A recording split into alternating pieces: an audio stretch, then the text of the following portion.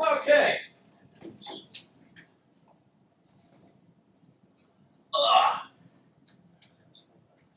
Social order was a priority of ancient civilizations. I know I keep harping on this, but you know, it's the odds of this ever coming up again on an exam are just so remote. Social order was a priority of ancient civilizations. We can see this in the literature of that time. These writings deliberately emphasized order and authority. That's the midterm question.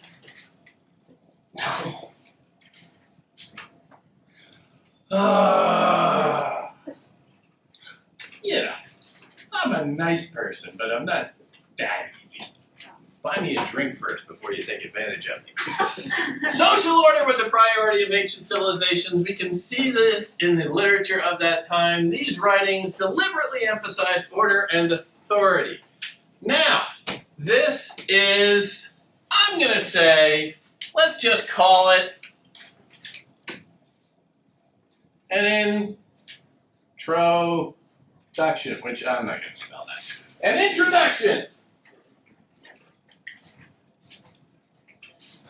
I got that when I looked down at my little notes.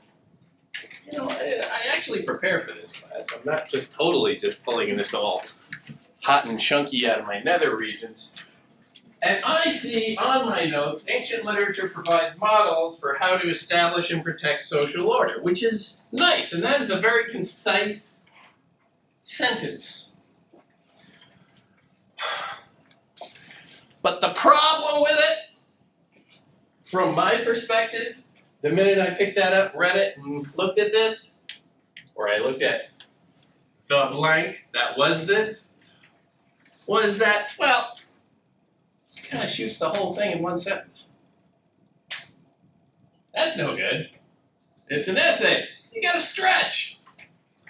So, I found ways to say the exact same thing in 3 sentences. The essay itself that I am imagining is about what? Come on. You know what's going on in this head. Which is just a horrifying thought.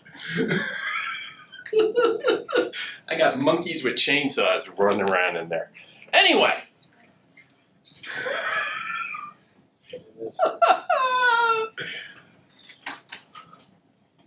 I don't think I am, I don't think it's surprising that I am thinking of social order. This is what I keep harping on. So, the very first words of the paragraph, social order. So, if somebody comes along flipping through a bunch of essays and they come across this, they'll automatically think, what's this about? Social order. The very first thing you write should set the agenda for everything that follows. This is focus. What this does is remind you what you're writing, because when you get into writing a longer text than just a paragraph, which I know takes weeks and weeks to compose, just a paragraph is really easy to bear in mind what you're writing every time you sit down and write another word for it, because it's all right there. An essay usually stretches over at least a couple of pages. And when you get into the middle of it, very frequently you will forget what you were writing about. Especially me, I'm old. It helps tremendously to be able to flip back to the beginning What was I writing? Oh yeah, that's about social order. Leave that to remind yourself. It's convenient. Plus, when your reader, who may or may not know who you are as a person, comes across this, they know what your essay is about. And as they're reading through it, those two words will stick in the back of their head because you're saying it so clear and so upfront. You're not trying to hide this, you're not burying the lead, you're saying it right there. Social order! So your reader has a level of confidence and comfort with you. Your reader understands where you are and what you're talking about at all times. And if you start to wander from that, they can always go back and say, well, okay, this is all in the context of social order. And because this was stated so clearly up front, I'm going to follow along because I have confidence that this person is focused. This person is conscious of what he or she is writing. Once you have the confidence of your reader, you can go just about anywhere with them. You know? Social order was a priority of ancient civilizations. Well, that's kind of what I wrote here, which said ancient literature provides models for how to establish and protect social order. What is different about what I wrote here versus how I broke down that first sentence? Ancient literature provides models for how to establish and protect social order. What's the difference? Musha! You have to wait until the end of that sentence in order to know what you're talking about. True. I'm sort of warming up to it. You define more what social order really is. Yeah. I include a little definition in there. I'm trying to be economical in my notes. You know, I try and save paper. I work very hard to keep them on like 4 pages or less. Once you go to 5, it's just all over the place. And, you know, trees. Anybody else? Ancient literature provides models for how to establish and protect social order. What is different from that to this? Thesis. Last sentence. The thesis in the last sentence. Yeah. Don't go to the last sentence just yet. Focus on the first sentence. What is different? I feel like here you make it more priority because you mentioned the word priority and then emphasis. And there you just say they provide a model. But here you're like, that's the main focus. This is a little bit more focused. This is a little bit more narrow. I'm sharpening my language a little bit. This is the sort of thing that happens when you rewrite. You can sharpen your language because the first thing you write, again, probably gibberish. The second or third pass, and I'll admit, you know, I do work on these, can sharpen it a little bit more, but every time you go over it, you can sharpen it just a little bit more. And you saw me in action pick this up, look at it. You could probably see the thought bubble that says, well, that sucks. And then I step over here and write something different. And remind me, that was like 7 hours of composition time? No! I did it in about 2 minutes while you guys were talking behind my back, laughing at me for how wrinkled everything I'm wearing is. So there, that's concentration. We were talking about our finance exam. Oh, sure. Yeah. Don't ruin my narrative. I'm writing this in my head. Social order was a priority of ancient civilizations versus ancient literature provides models for how to establish and protect social order. What am I leaving out? Oh, I was going to say that based off of what you were saying about social order being directly the first 2 words, it should be that sentence would be more about ancient literature than about social order. Boom! The first 2 words of this sentence are ancient literature. Okay, that's fine. And I get the social order at the end. But as Musha points out, I really kind of want to write about social order. That's the gist of what I'm writing about. I'm writing a thematic essay, which means it's about the theme of social order. It is about the theme of the role of women. It is about the theme of class consciousness or whatever, or whatever, or whatever. Look at the list of suggested paper topics to give yourself an idea. These are themes. Nowhere in the list of those suggested paper topics do you see an author's name or a title. You're not officially writing about literature. You are using the literature as a tool or an avenue for talking about the theme. Every time you write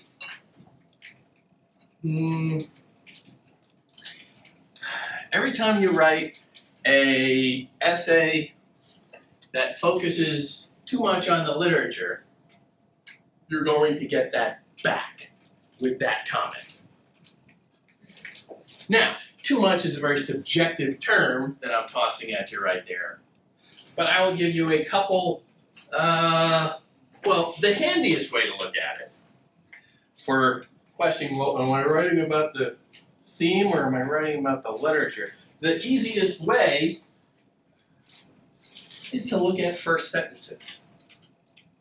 First sentences, beginnings and endings. It's okay, yawn. It's Friday. I hope I didn't embarrass you, but the blushing tells me I did. I apologize. Believe me, I could yawn like crazy right now. Believe it or not. First sentences, beginnings and endings. I'm always harping on beginnings and endings.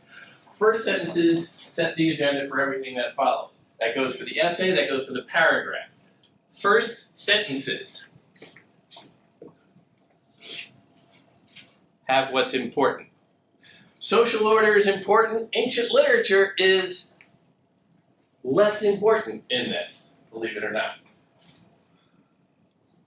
I don't want to see literature in the first sentence. This is complicated for you perhaps, but it actually helps you. I dropped the mention of ancient literature to the second sentence because I needed a second sentence. I'm writing a stupid introduction to an essay, and I learned in high school that that has to be at least 3 sentences long. You remember those high school classes? Write an introduction. Like, well, I don't know what the hell I'm doing. And the instinct in all verbal communication is to say what you know right up front. That's kind of how we talk. We very rarely hold stuff back in reserve. We don't think in paragraphs. We rarely think in sentences. But here, you need to hold something back. Here, you need to know that, okay, first I'm going to lay down one card. And I'm going to let everyone look at that. Then I'm going to lay down the next. Never mind. Then I lay down the third, and that just kickstarts the whole thing.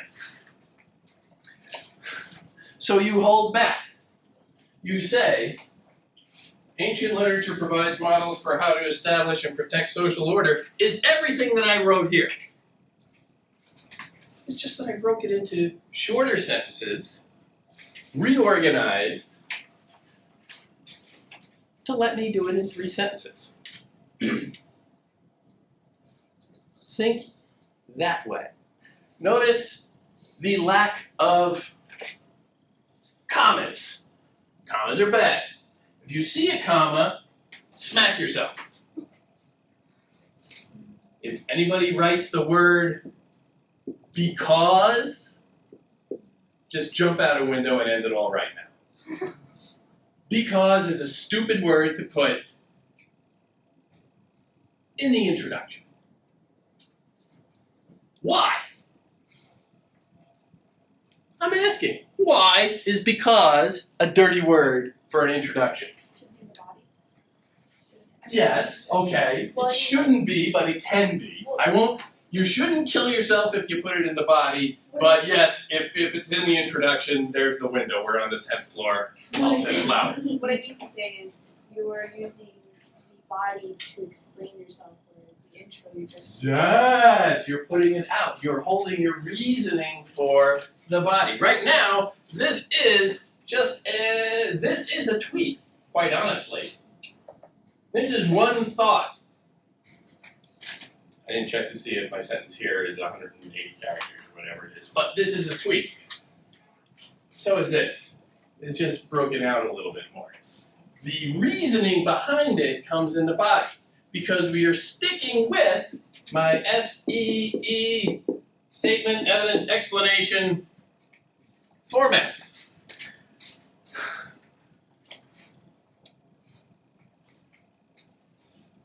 An introduction is nothing but a statement. An introduction is nothing but the statement broken out into 3 to 5 sentences. If you go more than 5 sentences, give me a break. You're not writing a dissertation. Think in terms of 3 sentences. Think in terms of 3 short sentences without commas. Because is a waste. Because in the introduction is not only, you're right, it doesn't belong there for its function, but it's also just a waste of your time. Because if your goal in an introduction, and I know it is to write 3 coherent sentences, because it just takes 2 sentences, 2 perfectly good sentences, and makes it 1. Think about it. Say any sentence in the world with the word because smacked in the middle of it. Why? There's 2 perfectly good sentences right there. And because is what? 1, 2, 3, 4, 5, 6, 7 letters. So you can just put a period. It's so much easier. It's less effort. It eats up another one of your sentences. It lets you skedaddle into the body of the paragraph or into the body of the essay, which, let's face it, that's where your real points in an essay are going to come from. So why waste your time? Especially in a timed in-class exam. Push it! I mean, you get 750 words. That could be the last one. If you want to write out my little blue book essay on the midterm, and then get to the last page, and let's say call it an appendix, and you just put that word, I would appreciate the humor of that. That would be very cute. If you get to 749 words on the term paper, and you just feel like screwing with me, so you put that one on its own page, again, I would admire the moxie. But in that case, I might grade a little more harshly.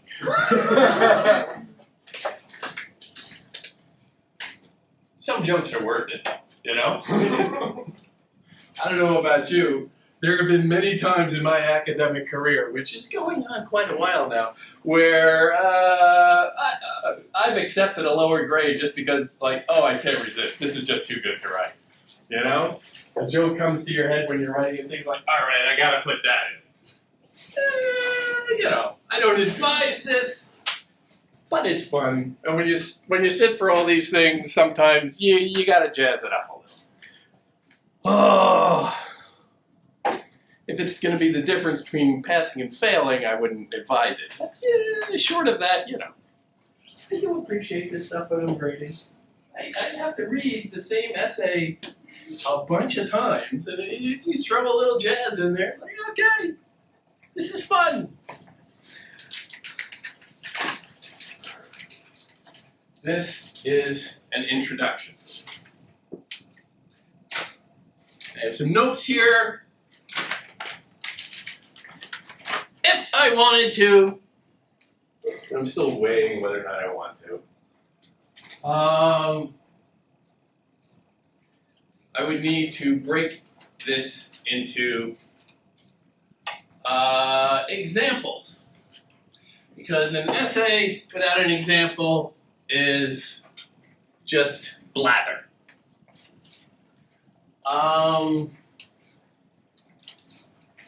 Having said all of this, broken it all down into three simple sentences. Social order was a priority of ancient civilizations. We can see this in the literature of that time. Notice how I wrote of that time instead of ancient civilizations, because repetition is stylistically kind of boring. If I said social order was a priority of ancient civilizations, we can see this in the literature of ancient civilizations, it starts to sound a little, stiff. So I just try and alternate a little bit. And I'm not reinventing the wheel, I'm not coming up with a new term. Of that time is fairly generic, but it just gives a little bit of variety, because you don't want to bore your reader. And instead of repeating the word literature, I say these writings, for the same reason. Just mixing it up a little as you go along. Stylistic points matter. These writings deliberately emphasize order and authority. Order. Now, in the body of the essay, I will conceivably touch on authority as well, but notice how I deliberately repeat the very beginning.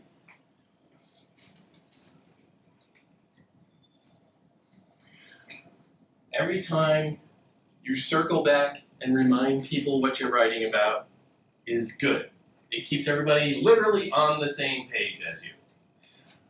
And let's face it, when you're dealing with a reader who's a little blurry after a while, it helps to just, kind of like Grandpa. Yeah, we're going to the store now, Grandpa. Let's go.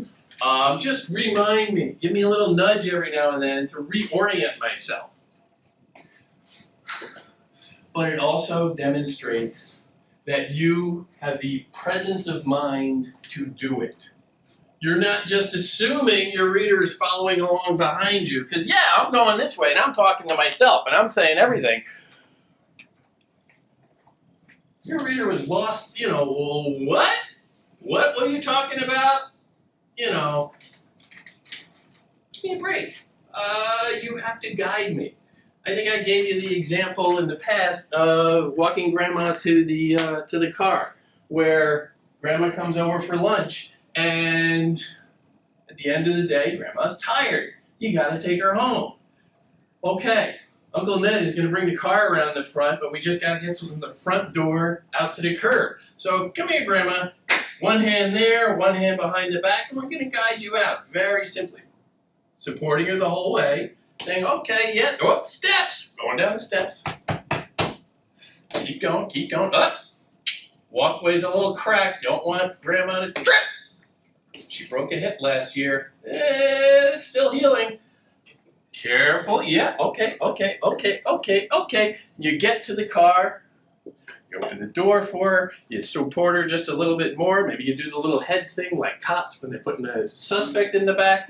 Don't hit your head, get in, sit down. Put on your seatbelt, Grandma. It was great seeing you. Check you out in a few weeks.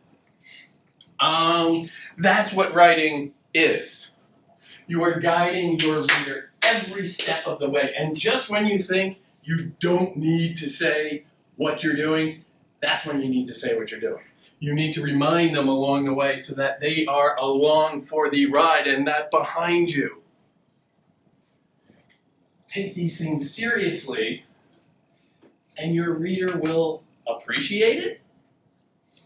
Because, it's hard to read. I forget what I'm reading. But it's also a sign that you are disciplined and focused on the task at hand. And the task at hand is you walking them through your ideas, presenting them in a coherent and logical fashion that they can follow. And you're showing the consideration and respect to bring them along and make it as accessible as possible.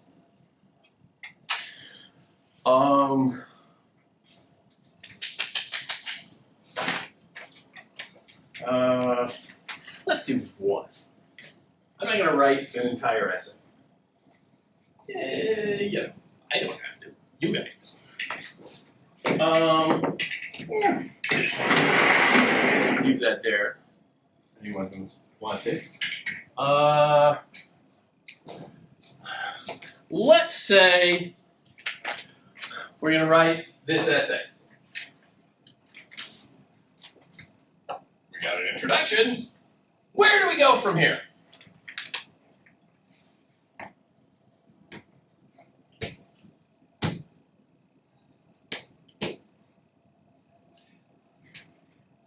This is like a live reenactment of a cursor blinking on a blank screen. The body, okay, yeah, that helps. We need a body.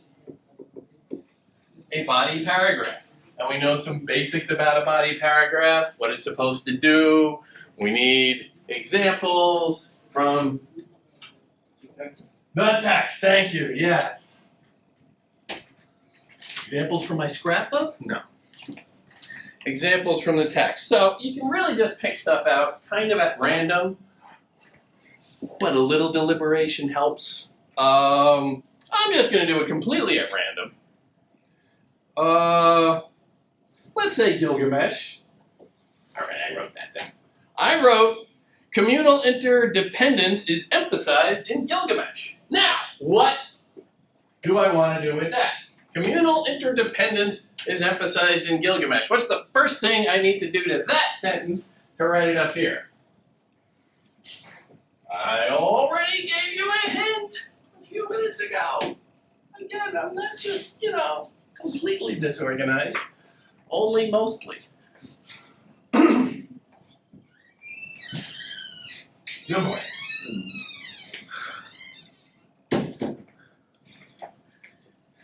Communal interdependence is emphasized in Gilgamesh. What do I personally want to do with that sentence?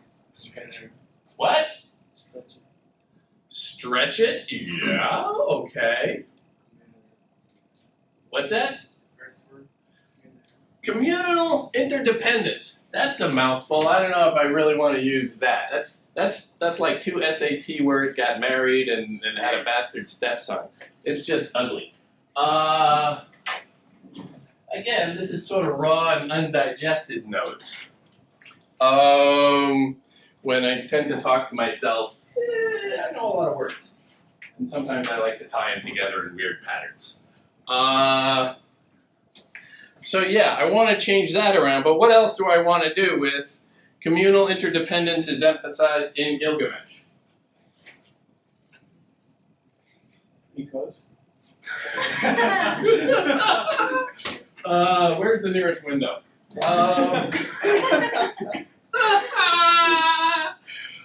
Yeah, you're not far off. What do I want to do with that first sentence? Maybe introduce, you're talking about Gilgamesh.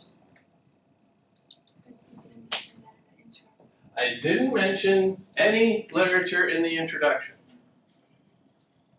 Why did I not mention any literature in the introduction?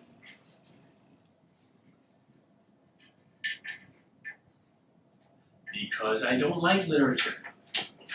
I try and bury literature.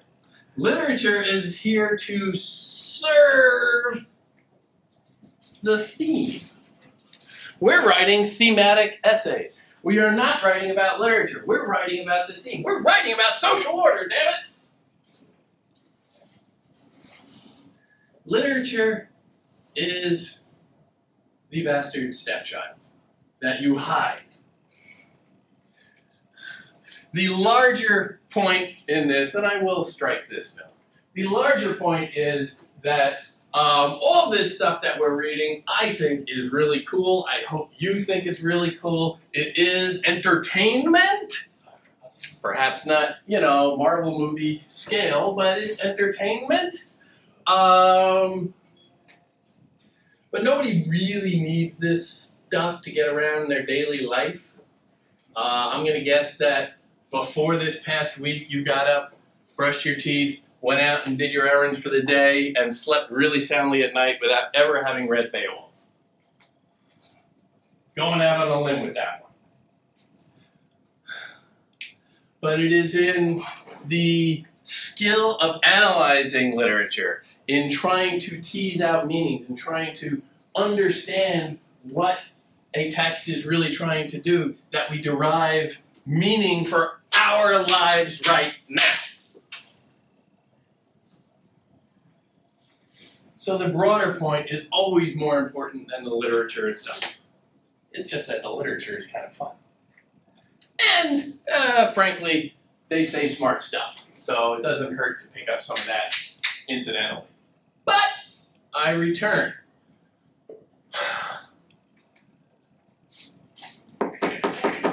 You kind of want to hide it.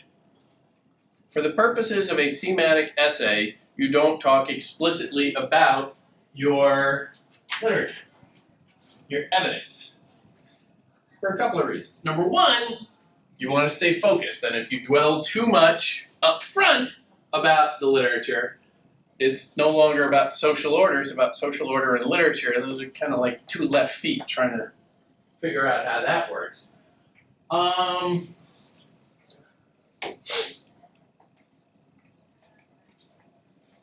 But it also gives you somewhere to go. Remember, this was said very neatly in a single sentence before. I can't have a whole paragraph that is a single sentence. That doesn't make any sense. That shows a lack of a disciplined mind, a disorganized mind. You are here to communicate that, if nothing else, your mind is disciplined and organized. You know what card to lay down first. You know what card you're going to lay down after that. So, one of the number one comments you will get on term papers as we go through the drafting process will be, strike all titles and authors' names out of the first sentence. First sentence of the introduction, first sentence of the body paragraph. It has no business being there, it's a distraction, and it gives you nowhere to go. Plan your second move.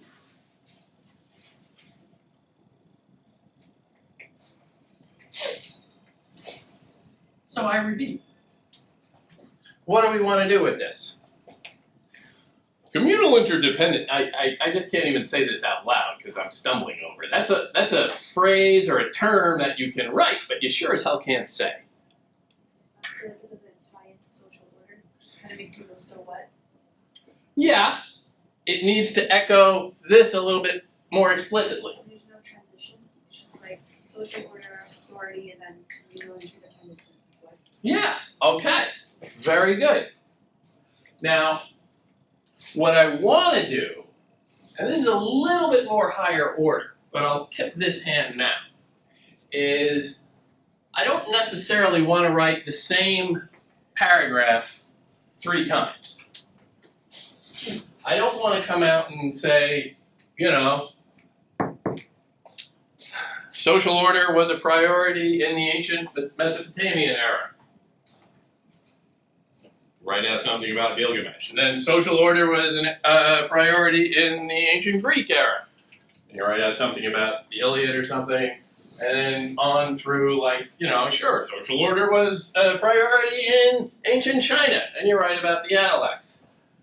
That gets a little, I think we can all agree, boring. Even for me. So what you want to do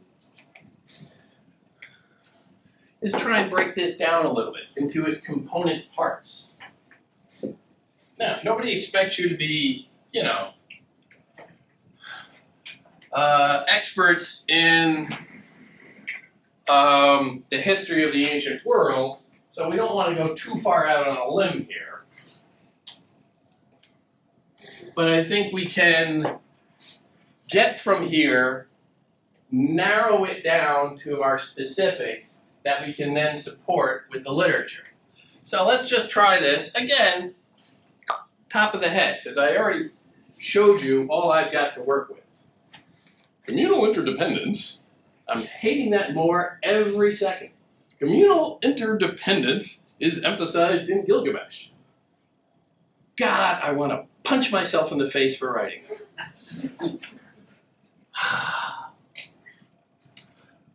Let's say, well, one word you used there was connection. There's no sense of one thing leading logically to the other. And rhetorically, we have certain ways of doing this to try and, bridge over those harsh gear shifts that we have to do. So I sort of do it here when I'm trying to get from one sentence to the other. You can do it just by referencing what came before it. In that last sentence I begin, these writings deliberately emphasize order and authority. Which is, it's an awkward transition, but it's a transition because it's a continuation of what came before. And by referencing where you were, it can help you get somewhere else. It emphasizes that, yes, there's perhaps a little bit of a change in direction, but it's still part of the same whole cloth. So you can see this in the literature of the time. These writings deliberately emphasize order and authority. These writings.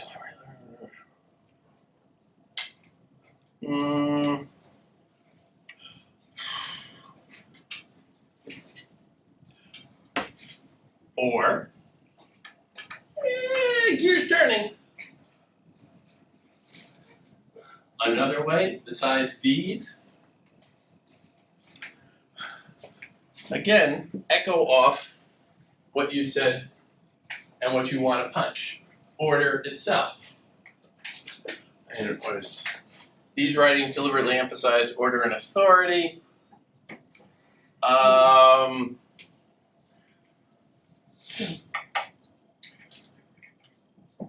Well, order.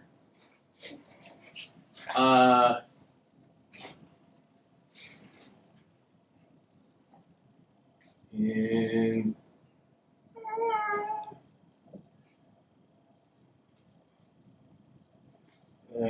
social learning in the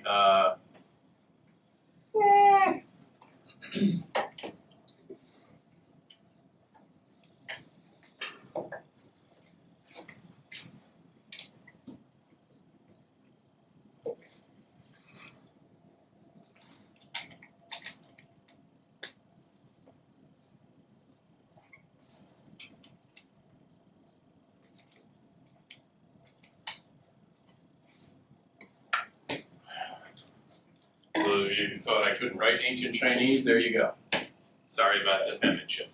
Social order can be seen in the priority, echoing, a civilization, echoing, puts on people working together. People working together is a normal human being way of saying communal interdependence. Which again, I just can't stand the guy who wrote that.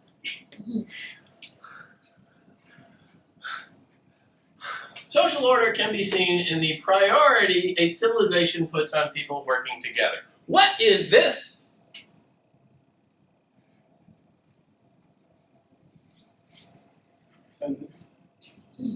A sentence? Okay. I think we can narrow that down a little bit more. Connection to the. Another word, your topic sentence is a high school term. I'm looking for my term. What do I like to say? Thesis is a high school term. Statement! Statement is so much nicer of a word. Why use thesis when statement makes sense? Nobody really knows what a thesis is. I'm sorry. What? Don't come at me with that. Or I forgot your wife was born. Yes! Statement. An opening statement. Ladies and gentlemen of the jury. Statement. Everybody knows what that is. You know, Law and Order has been on TV for like 75 years at this point. Come on. It is a statement. What? They said not to re-mention social work. It's boring. Yes. But what I'm trying to, well, I didn't say it was boring. What I'm trying to do is break it down into different aspects. Because I can't just say the same thing over and over again. I need to take the notion of social order and find different shadings of it, different things that it can mean, so that I'm not writing the same sentence over, or the same paragraph over and over and over again, and just swapping out the lip.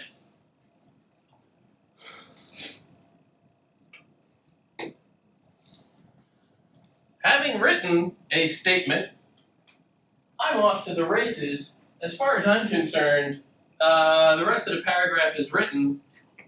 You know, now it's just for the cleaning up. What am I talking about? Where am I going from here? What do I need to do? I have a statement. Evidence. Sure, you can read that. Evidence. Statement. Evidence. Life is easier if you know where you're going next. You know? Right now I'm here. After this I gotta go grab a train, go home. I have a 2:30 online meeting I have to go to. After that, I gotta get my kid to a play date. After that, somewhere in there, I have to start thinking, well, gee, we haven't bought food in around 4 months. I should fill the fridge. My day is laid out in my head. I know what I have to do, and I am calm because of that. I radiate calm, don't I? I do. It's easier if you know where you're going. I said a statement, I don't have to wonder, well, what do I write now? There's a whole lot of white up there still. No, there's not. There's not white. There's potential language already there. It's bristling, bubbling with potential. All I gotta do is connect the dots. So, I'm gonna go. Social order can be seen in the priority of civilization puts on people working together, which, again, I like the person who can write people working together. I hate the guy who says communal interdependence. But, evidence. And I'm gonna keep using this phrase. And yes, I'm trying to impress upon you that repetition can get boring and is generally bad, and stylistically you want to mix it up. But certain stock phrases, kind of like the way in the Iliad, they use stock epithets to introduce characters, you know, swift-footed Achilles and all that. Certain stock phrases just work because they get you from one thing to another. In this case, we can see is a stock phrase. Don't be afraid to use it. I won't take points off if it's in every paragraph you write. We can see. Sounds familiar. We can see. It's a simple thing. We can see this in Gilgamesh. I don't know how you spell that. This is a title. I think the title is actually in this book called The Epic of Gilgamesh. I don't really care. Different editors will call it different things. It didn't come with a title page. You know, it came carved on a rock. We can see this in Gilgamesh. Another common refrain you will hear on successive drafts of everything you write. Major titles like epic poems and plays get underlined or italicized. Depends on which you like. I don't particularly care. Pick one, do not do both. Shorter works like, you know, short poems or essays, you know, minor things. that gets quotation marks. Pick one, don't do two, certainly don't do three, and we're fine. No bolding necessary. That's just a waste of ink. Not that I print these things. We can see this in Gilgamesh, period. Periods are good. Now, it's all teed up. All you gotta do is, have read the material, which everybody has and remembers it very well. We can see this in Gilgamesh. What do I like? What's my secret for getting by an exam without having perhaps done all of the reading? What do I always say? First lines, yeah, and endings. Beginnings and endings. I'm going to just go to, purely at random, the ending of Gilgamesh, where he has this little speech where he's yelling at Ur-Shanabi the boatman.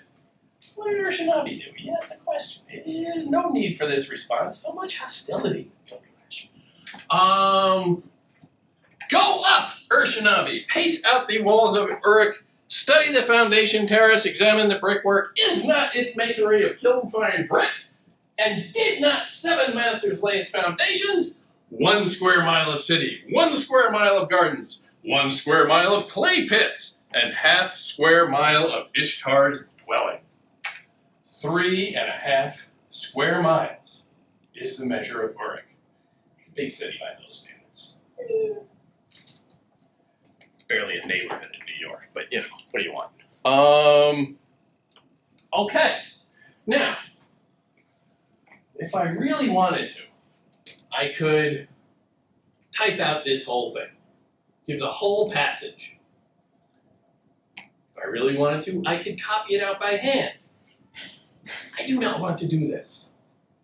That seems pointless and just, a waste.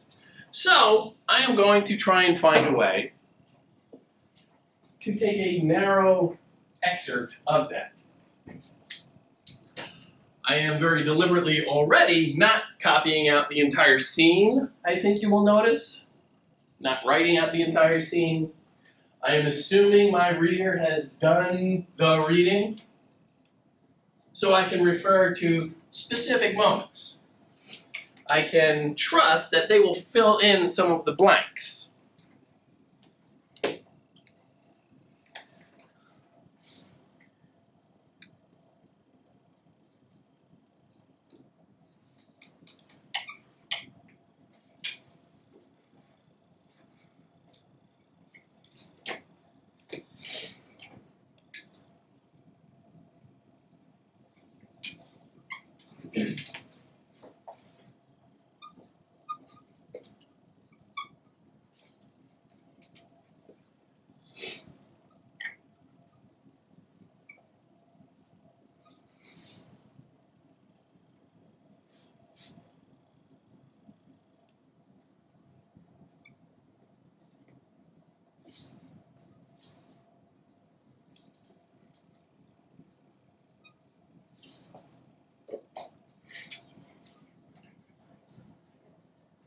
I hear whispering, and I'm assuming it's about something embarrassing about me.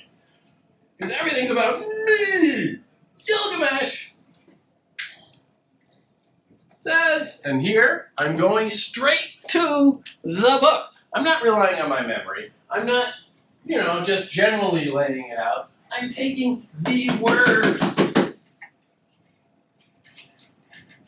Nothing hammers home evidence like a direct quote. It's irrefutable. It's undeniable. Watch the news. If they get a direct quote saying something that everybody already knew to begin with, but now they have someone saying it, ooh boy, head's gonna roll. I'm not going off on that tangent. Gilgamesh says,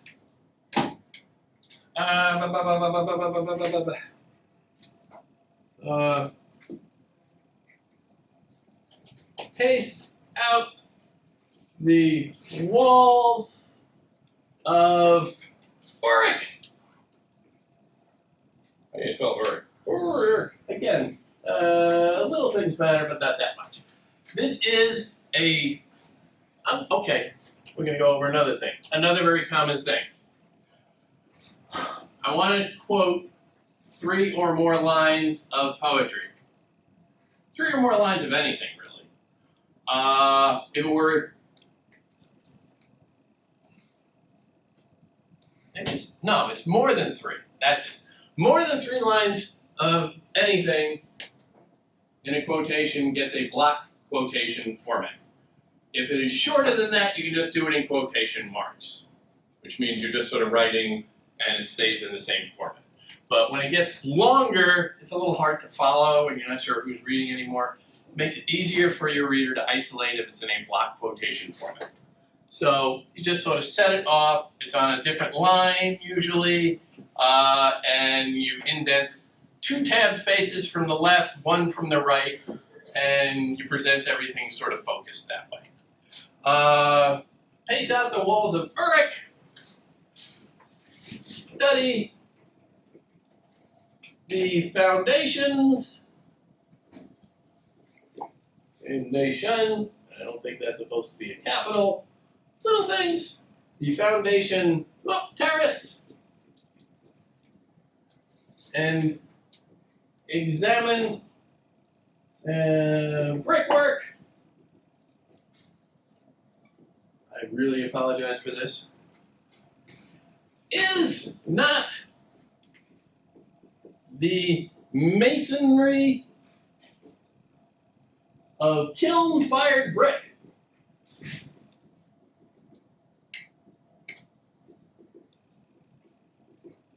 I don't need quotation marks for this. I'm going to call this a block quotation, even though I'm only going at 3. I'm going to stop it there. After this, because you could be making up the quotation, it's been done before. Give a citation. In parentheses, we don't, usually it's author's name and page number. Here, we're all working off of this book, or at least one of the editions of this book. I can figure it out, or if you're using a different one on one of them, let me know if you're using the 3rd edition or the 4th. But we don't have an author, so just put the title, also in underlined or italicized form, Gilgamesh, and this is page Gilgamesh, page 145. Close quotes or close parentheses, and then the period. Citation always goes inside the sentence. We underline that as well inside the sentence. If this is a title, yes. And there, we want to reference the title. Notice how when I wrote the title here, and then I got to talking about the individual, no underlining, no italicized needing, because I'm talking about the person, not the play, or not the poem. Okay. So I've got some evidence up there now. I've got a quote from the text. I think it makes sense. I think it hammers home my point pretty well. Drop the mic, storm off. You can deal with that. What do we do now? Explanation! Yes, because anybody can read this anyway. Especially when we're dealing with something from thousands of years ago. We don't know what this stuff means. We cannot get inside the author's head. It can mean anything, and in the course of thousands of years, many, many, many people have commented on these things and expressed different interpretations. Plus, from your standpoint, I gotta fill some pages. I got a word count to hit. Low word count or not, I need something to write. So, let's break it down. we need to explain how the evidence proves the statement. Explain. Another stock phrase here. This shows that. Thank you. It's a handy dandy little gear shift. This shows that. What?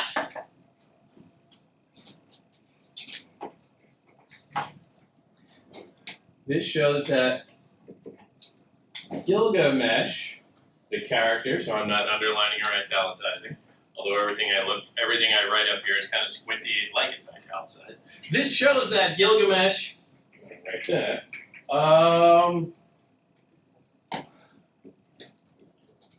takes pride in his city. Now here I'm going to do something even more basic and sophisticated at the same time. I'm going to fill up more space by essentially recapping what the quote says. I'm going to tell you what it really says.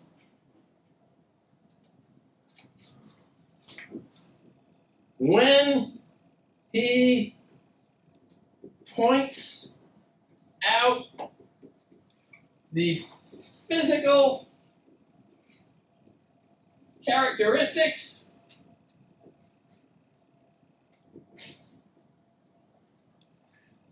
of the construction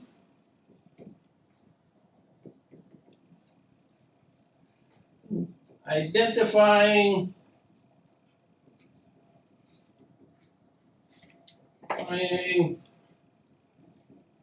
the foundation, and here I'm going to use a quotation mark rather, the foundation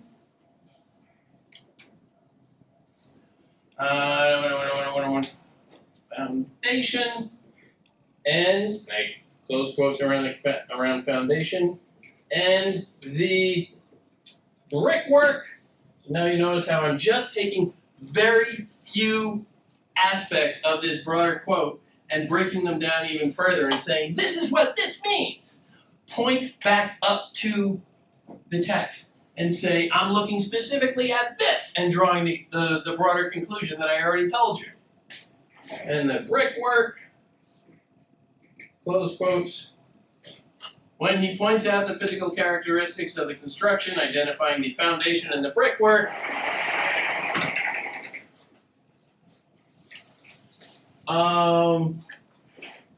Gilgamesh shows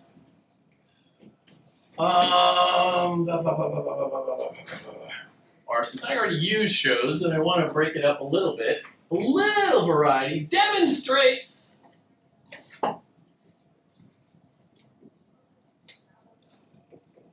the specific the specific I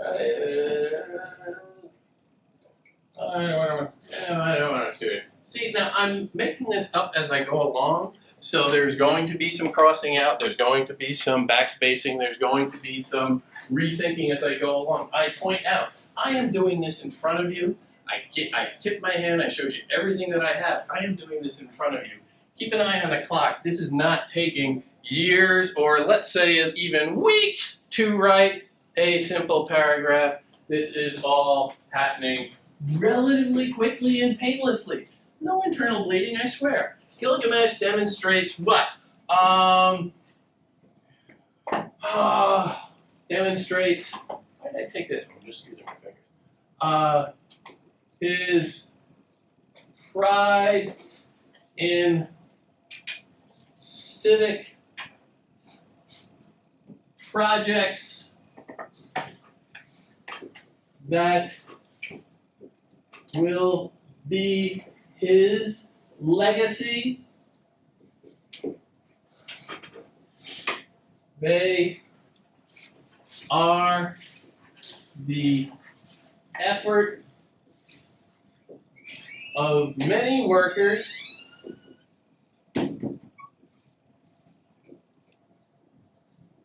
and will last long after Gilgamesh is gone.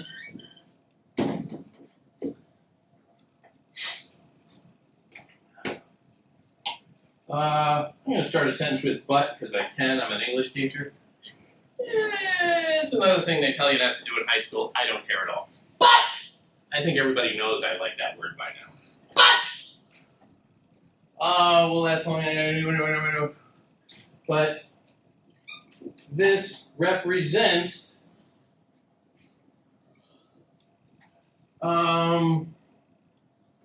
precisely the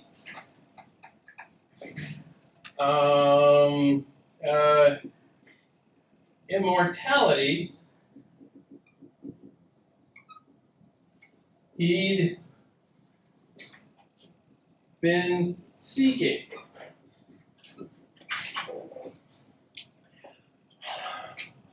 Now I'm going to go back, because this is what we do. We double back and we look at where we started. Because I'm trying to land this plane, I got to find the runway. The runway is social order can be seen in the way civilization puts people, or prioritizes, civilization puts people working together. This represents the you've been seeking.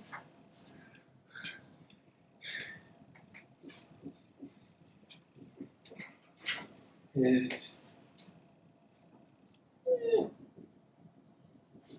individual goal was only achievable through collective effort,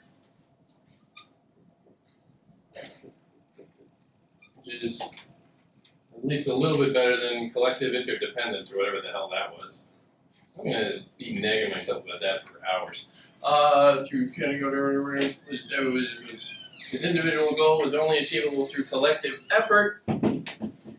This shows, and here I'm going to, little variety, new spin, conclusively, because I'm wrapping this up. I'm making a conclusion. Conclusively, that I'm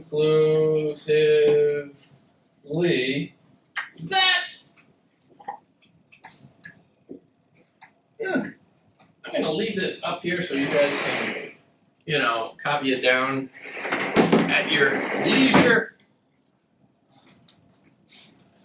But now, okay, I want to rephrase where I came from. I want to go back there and echo what it was to give the impression that this is all perfectly organized and disciplined thought, which I think we can all agree I represent. This shows conclusively that this ancient civilization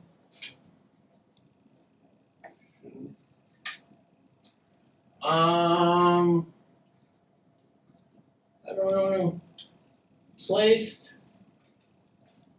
a high value on. High value on is the same thing as prioritized, but again, little different, little variety, but I'm re-saying the same thing. I'm not reinventing the wheel here. Place a high value on, what was the phrase I used? People working together. I'm going to use that. People working together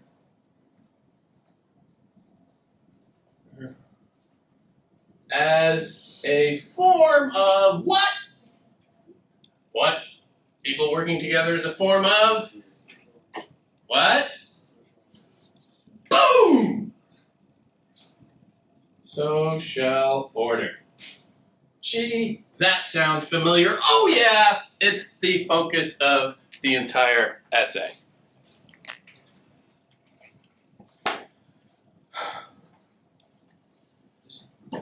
Is that a comma after right word? Yes, that appears to be a comma. Because, let's see, this shows that Gilgamesh takes pride in his city when he points out the physical characteristics of the construction, comma, identifying the, quote, foundation and the, quote, brickwork, comma. Then the rest of the sentence goes on underneath this, and you can, oh yeah, then, boom, comma, Gilgamesh demonstrates. So you see, this is all just what they call preliminary clauses and other Englishy stuff. I am allowed to use commas. What did you write there? This shows? You're making me read this gibberish? This shows conclusively that this ancient civilization placed a high value, i.e. priority, on people working together. What?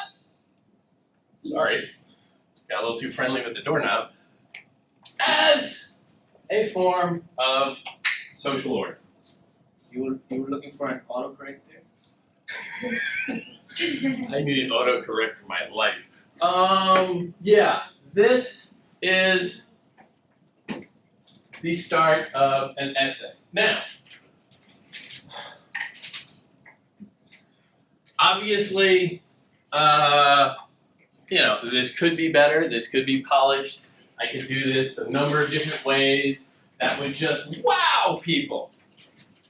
But this is good enough for an in-class writing assignment. Like, oh, I don't know, a midterm. And once I have the basics, I lay out the, this is a blueprint. I lay out the blueprint in the first paragraph, the first body paragraph. And then all I have to do is replicate it from there. Once you have the model, it's really easy to go with the second one. The first iPhone was a pain in the butt to make. The second one rolled right off that assembly line. Once you have the model, you replicate. You switch in a different work of literature. You tweak that first sentence to make it just a little bit different so that you're examining a different aspect of social order to break down your topic a little bit further.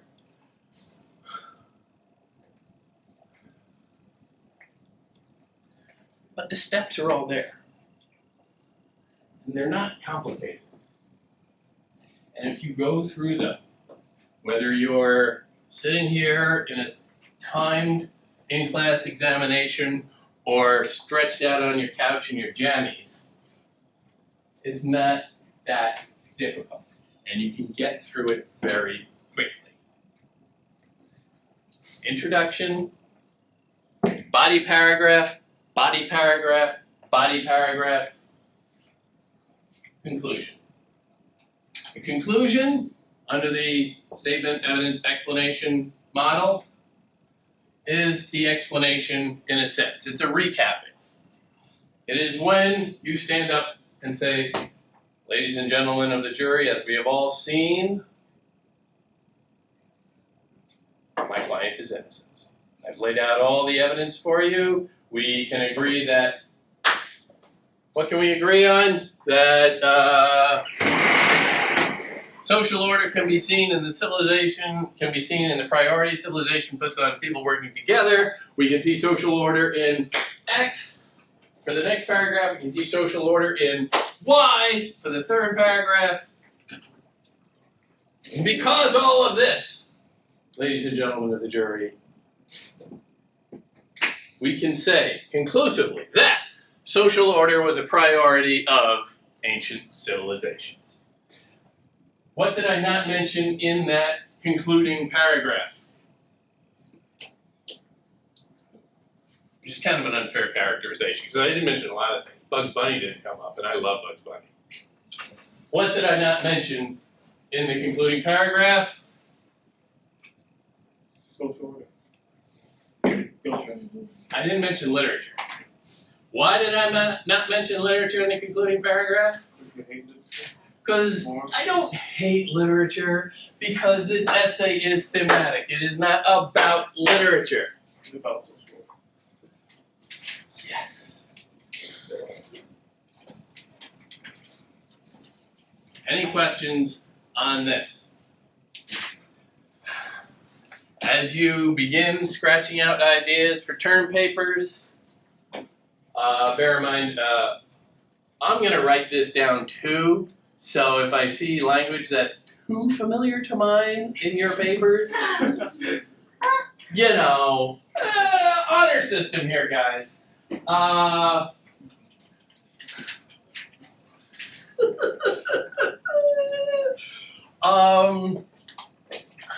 As you're writing your papers, bear in mind the process, bear in mind the steps, bear in mind what you are there to do. You are there to make an argument.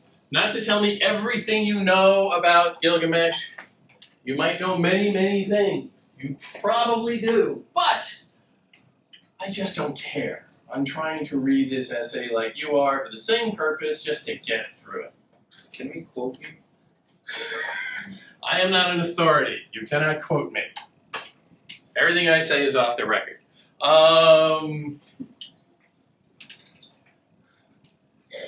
Be conscious of what you're doing as you're writing. Be conscious of the form you're trying to do. Be conscious of the goal of what you're trying to do. Everything you write has a purpose. Your purpose here is to construct a coherent argument.